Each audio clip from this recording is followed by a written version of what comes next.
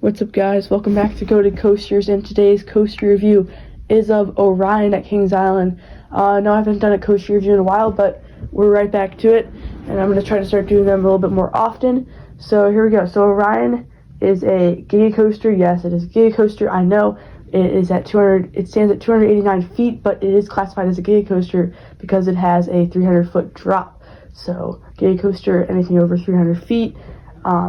Is classified as a Giga coaster. Has top speed of 90 miles per hour, and yeah, so let's talk about it. So it's a B&M.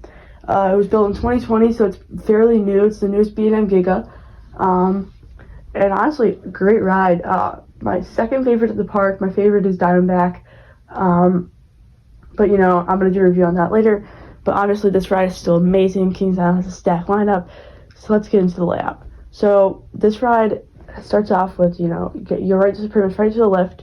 You got a pretty fast lift up there, and you get a nice near vertical drop. It's a great drop. You get a lot of floater air in the back rows and in the front rows too. You still get a lot of good floater air because I sat in the front a couple times. You still get some good floater air. And then you start off first with a wave turn. Now, it's not like a wave turn on, let's think of like an RMC, like Steel Vengeance or something. It's not like a wave turn on that. It's much different. The profiling is a lot different, and it pretty much gives no airtime, but it's still a pretty cool element. You get a little bit of floater air, and it's still a really cool element, but pretty drawn out too.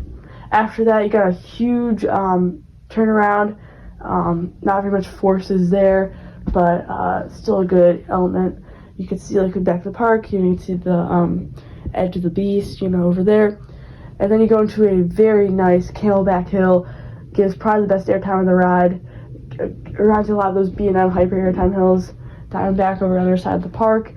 Then you go into a speed hill, which gives actually a little bit of ejector, surprisingly, and is a very good element. Really love that element. Great, you know, it's very low to the ground. You know, very punchy. And after that, you go into an upward helix, which isn't that forceful, but one time it did make me gray out, so just watch that. It sneaks up on you, and it's a very good element. After that, you go into kind of like banked airtime hill thing under the lift, or sorry, not under the lift, right before the brake run. And it's not that bad, but it gives a little bit of sideways airtime, which is pretty good. And then after that, you go into a little hop into the brakes, which gives a little bit of airtime, and you go into the very long brake run.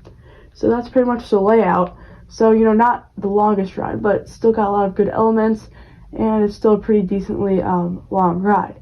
Now, let's talk about the theming. So this is actually one of the better themed CJ Fair coasters.